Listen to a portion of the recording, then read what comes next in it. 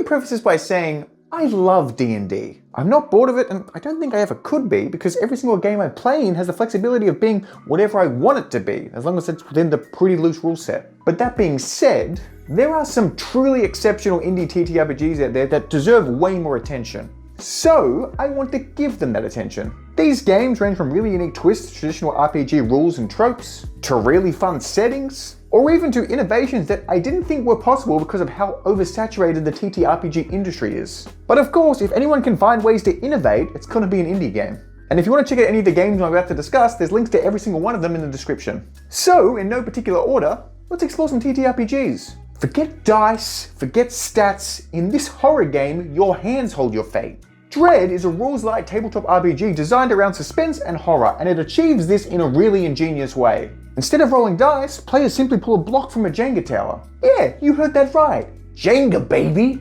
It's definitely not one for the faint of heart because the entire rule set and structure is designed to make players anxious and tense. So here's how it works. Every time your character tries to take a risky action, like sneaking, fighting back, or simply trying to flee, you pull a block from the tower. If the tower stays up, you succeed.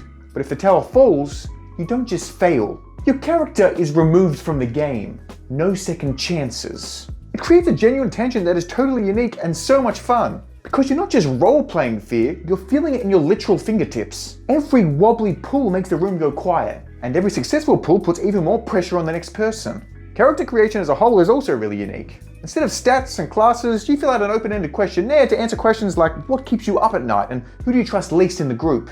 This makes for deeper and more personal characters with stronger dynamics before the game's even begun. And as this character, you'll take on the role of somebody trapped in a story that's equally as compelling as it is hostile. And you'll constantly be making decisions that you could only ever hope not to make in real life. What have I done? It's brilliant for one-shots, especially for horror fans who love that slow-burning dread, pun intended, to creep in scene by scene. The premise is so plain and simple. Your story ends when the tower falls, and the only question you have to ask yourself is, how long can you keep it standing? Now for a much different experience. And one without the requirement of other people, because who needs them anyway? In the solo experience of Cartograph, you don't find yourself saving the world, instead you're drawing it. Now I wouldn't say I often veer for journaling style games because they kind of seem like writing prompts with extra steps. But Cartograph really did something for me. And after you've finished playing it, you actually get something out of it. A physical, tangible map.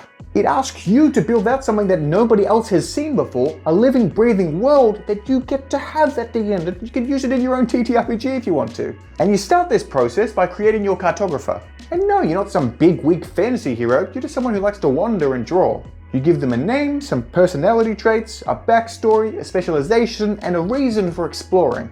All of which will shape your journal entries. Then, of course, you can begin your journey.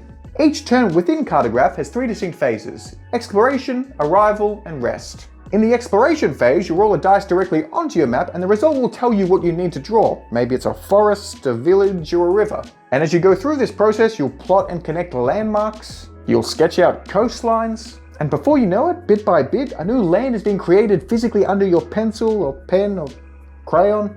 I haven't been outside in a while. Then comes the arrival phase. For this phase, you'll travel to a location and spend food if it's really far away, and draw a card from a standard deck of playing cards to determine what happened during this travel. You might encounter a storm, or a stranger, or something in between. I don't know what's between a storm and a stranger, but you can piece that together. Each card in the standard playing deck corresponds to a writing prompt which you journal your experience of before drawing another one to determine what's waiting for you at your destination. And then the final phase is rest, where you'll gain resources, trade wares, buy items, and prepare for your next leg of your journey.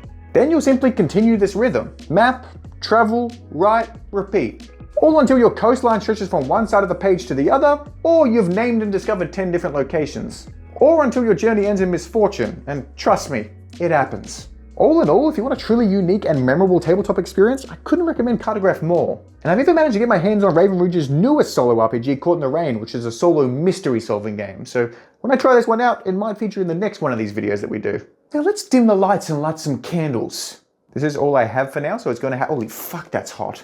I got too scared in the dark, so the lights are going back on. You probably won't survive this story, but how you face the end is what really matters. Most traditional RPGs are built around triumph. You're trying to win, conquer, escape, or something along those lines. Even in most horror games, there's usually a way out. But 10 Candles flips that entirely on its head. I wish I could do a cartwheel, that'd be an effective transition to do.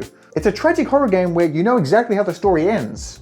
everyone dies. And somehow that makes the game more hopeful than it is hopeless. Each session takes place in a different version of the world that's pretty much already ended. It could be that the sun is gone, the stars have vanished, or they are coming, whoever or whatever they are. That part is up to you and your game master. And although they don't matter in a mechanical sense, these details that change every time make it so replayable. But the character creation process is where I feel this game really shines. At the game's start, everyone writes a positive adjective or virtue onto an index card, like brave, honest, charming, something like that. And then on another index card, you write a negative adjective or vice, like being a liar, greedy, or being narcissistic.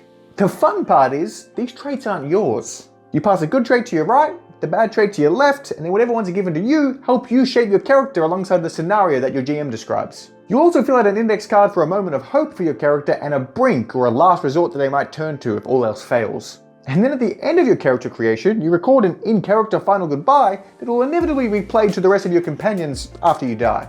Gameplay ideally takes place in complete darkness outside of candlelight, and it shouldn't come as a surprise that you're going to need 10 of them. And each candle physically represents your collective group's D6 dice pool, which can be extinguished as you fail conflicts or as time passes. The fewer the candles, the fewer dice that players can roll when trying to beat a conflict, and the more power shifts into the GM's hands. Tensions build, light fades, hope thins. When it comes to actions mechanically, you'll be rolling your pool of D6s against your DM, and if you roll any 6, your action succeeds. On any dice, if you happen to roll a 1, the GM can confiscate until the end of the scene, but this is where it gets particularly juicy. Probably the wrong word, but we're going to stick with it. At any point, you can physically burn one of your character's starting index cards to re-roll a 1, which narratively changes the entire scene. For example, if you burn one of your index cards that happens to be a virtue, you can narratively explain how you're using that virtue to help your companions. Or if you burn your brink index card, you get to describe to everyone around the table how you're turning to your last resort in hopes of saving them.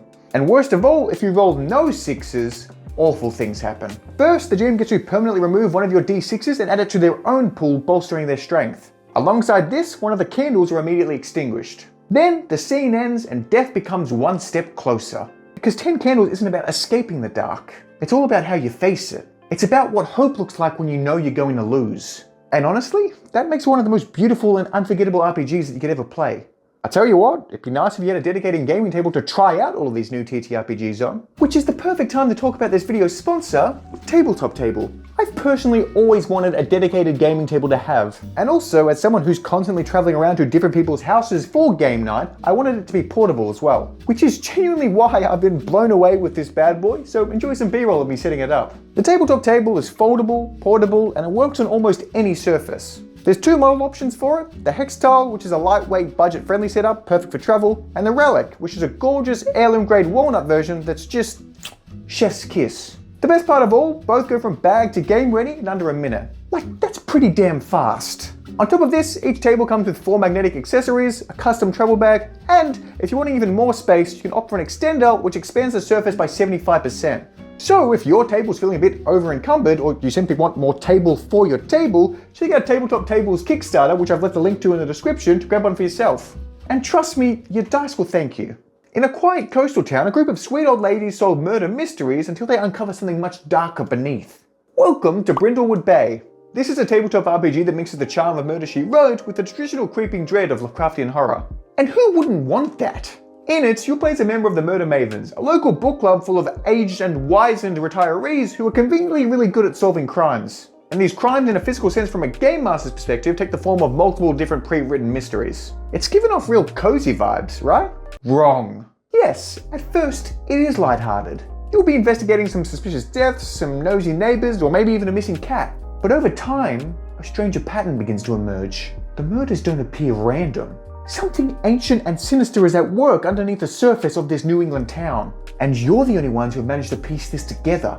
Mechanically, this game uses the Powered by the Apocalypse system, which get used to because I mention it a lot of times during this video. This system focuses on narrative over numbers. But that doesn't mean it isn't a dice-based system, because you still use 2d6 and add whatever modifiers you have, but your GM will determine how successful you are or if you fail based on what you roll. Now that's the overarching rules of Powered by the Apocalypse, but specifically for Brindlewood Bay, there are 2 action moves you can make. There's Day or Night, which helps you determine the time of day that it is, and a meddling move, which is your main clue gathering mechanic. And the overarching mysteries get solved by you using your meddling moves to gather clues. And these clues take the form of snippets of information that are intentionally left loose, like a missing dog, somebody being written out of a will, or a sign of struggle on a body. So then eventually, after some thorough investigating, the players will get together to theorize who they think's responsible for the crime. And it wouldn't be a good mystery game without a final dice roll. So they'll roll some dice, add up all of the clues that they've gathered, and then subtract the mystery's complexity score, and then determine what the outcome is. On a successful hit, they've caught the right person, but on any other result, they might have let the murderer go free. The thing I really like about it is it turns the entire investigative tropes of other TTRPGs on its head, because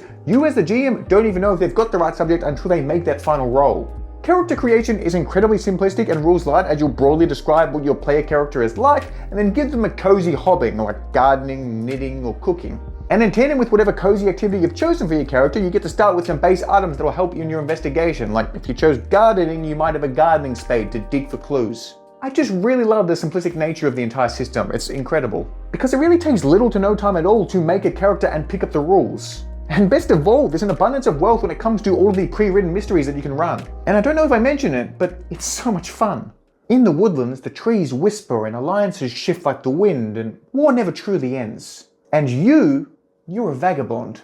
You're not tied down, not trusted by anyone, and there's only ever one question on your mind.